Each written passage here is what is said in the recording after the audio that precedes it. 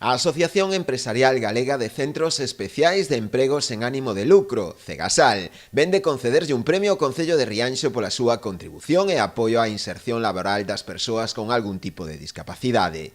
O alcalde Adolfo Muiños agradeceu o galardón, que recoñece o seu labor a favor da economía social, pero aludiu tamén á enorme responsabilidade que conleva. Sempre son boas novas recibir premios.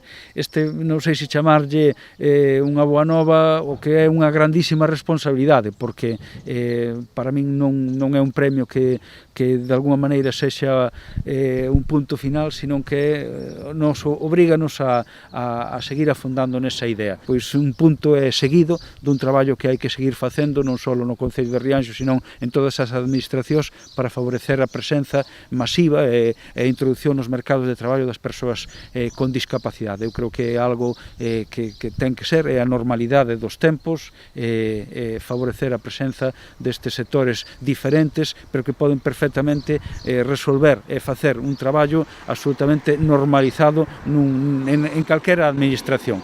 Todo é adaptar, todo é buscar e todo é buscar persoas máis ou menos competentes para o posto. Ademais de Rianxo, a Cegasal decidiu distinguir tamén nesta primeira edición dos premios a Dirección Xeral de Xuventude e a Supermercados Freud. Os premios serán entregados nun acto que está previsto celebrar a finais deste mes de xuño en Santiago.